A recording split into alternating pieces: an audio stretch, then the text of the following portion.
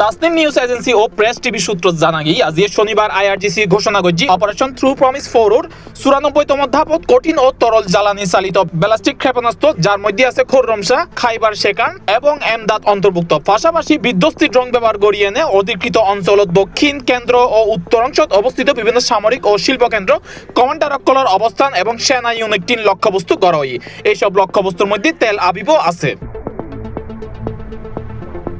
বিবৃতিত বলই Dinamo Negev bear সেবা রামাত গানর অবস্থান নিন গভীর ফায়ার টু ফায়ার কৌশলের অংশ হিসেবে লক্ষ্যবস্তু করা হয়। আইআরজিসি আরও দাবি করছে জায়ানিস্টকলর উন্নত বহুস্তর বিশিষ্ট প্রতিরক্ষা ব্যবস্থা শক্তিশালী ইরানি ক্ষেপণাস্ত্র প্রতিহত করতে ব্যর্থ হই এবং ধারাবাহিক হামলা অব্যাহত আছে।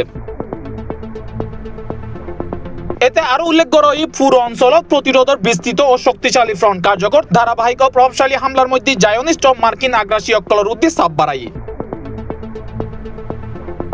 বিবৃতি অনুযায়ী ইয়েমেনের ইসলামিক প্রতিরোধ বাহিনী ও অধিকৃত অঞ্চল দক্ষিণাঞ্চলত ব্যালিস্টিক ক্ষেপণাস্ত্র হামলা চালাইয়ে। এছাড়া ইরানের ইসলামিক প্রতিরোধ ও তারার বাহিনী গত 1 ঘণ্টাত 1900 ক্ষেপণাস্ত্র ড্রোন হামলা সফলভাবে পরিচালনা করছে বলে দাবি করা হয়। ইরানের বিভিন্ন সামরিক ও বেসামরিক স্থাপনাত ব্যাপক হামলা চালাইয়ে ইসরায়েল, যার ফলে উল্লেখযোগ্য হতাহত ও অবকাঠামোর ব্যাপক ক্ষয়ক্ষতি হয়। এর জবাবত ইরানি সশস্ত্র বাহিনী ক্ষেপণাস্ত্র ও ড্রোনের ধারাবাহিক অভিযানের মাধ্যমে অধিকৃত অঞ্চল ও আঞ্চলিক ঘাটিত মার্কিন ও ইসরায়েলি অবস্থান লক্ষ্য করে না পাল্টা হামলা চালাই।